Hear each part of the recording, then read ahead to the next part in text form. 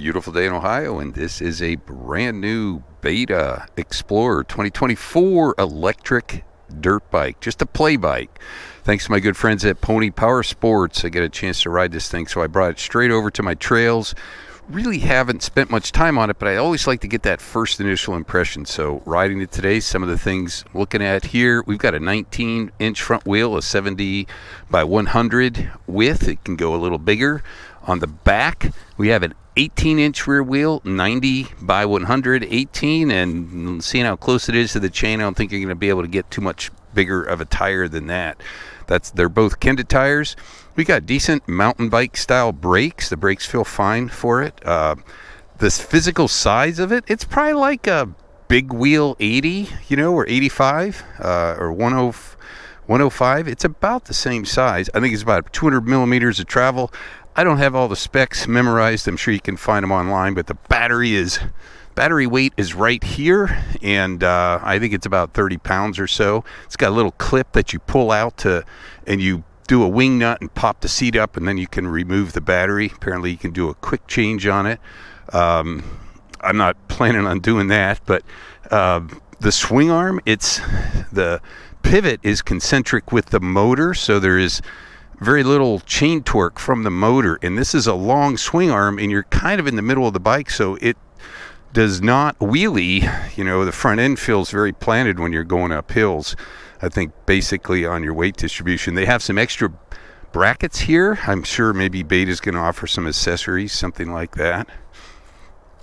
Suspension traveling is 200 millimeters front and rear, and you can see it's all pretty open. I've got like 16 clicks of compression adjustment there, 16 rebound and compression on the forks.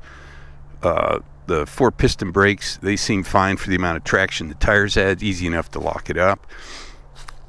I'd say it's more comfortable. It's pretty comfortable. I'm 6'2", 190, and it's pretty comfortable for me. The bars are a little low.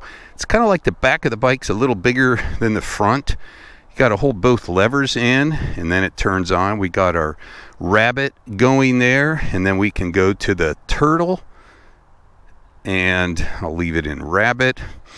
And with rabbit mode, it's about a 6 kilowatt motor, so similar to the Sur-Ron. I think it's very close to that, and power-wise, it's very close to the Sur-Ron. I'll do some back-to-backs here shortly and post those videos, but just riding this thing right off the bat, we get in the open, I can click rocket, and you get 10 seconds of, I think it's 12.5 kilowatts, so maybe almost 14 horsepower, 15 horsepower for just 10 seconds. And I wish we could do it longer than that, but apparently battery won't last, maybe. Of course, it's power and range, but I think even in rabbit mode, there's a lot of walnuts underneath these leaves. It's a bit tricky at times, but even in rabbit mode, it's pretty. I think it just feels like it has a little stronger initial surge than a Sur-Ron. Now this thing's 150 pounds, so it's a little heavier. I think the Sur-Rons are 120, but I think physically it's a little bigger bike, maybe just a little. Boy, if they would have put bigger bars, maybe be a little better. But I think those would be easy enough to change out, although they're just 7/8 clamps, so they're not like fat bars. The other thing that's a little bit tricky on it, you got to pull the brakes to get it to start, but when you're on the brakes, it stops the motor. So you can be going through corners dragging a brake, and all of a sudden you put the brake on and the power stops.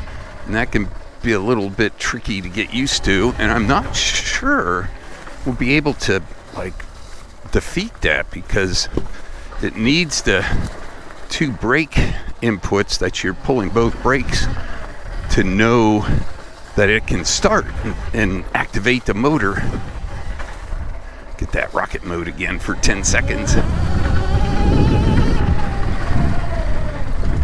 That's fun. So I'm not sure how to defeat that, because it looks like they have pressure switches. I don't think it's just a contact switch. But I'm sure somebody will figure it out, and maybe it'll even be an option from Beta. It's a good safety feature, but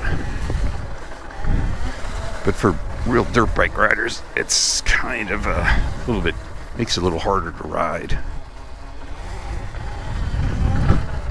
But stealthy, quiet, that's what's kind of fun about these things. You can take them anywhere.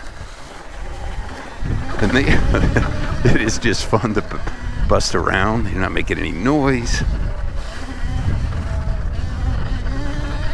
But like I said, I'm gonna get it out later. We'll do some back-to-backs with the Sur-Ron and maybe even my 300 race edition.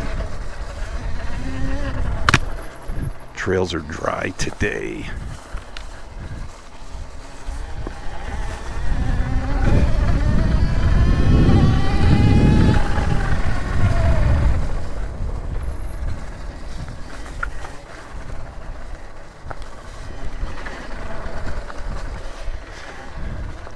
But for like going in the woods, exploring, as a kind of a play bike, I think maybe it's pretty fun at that. I think Beta has something here.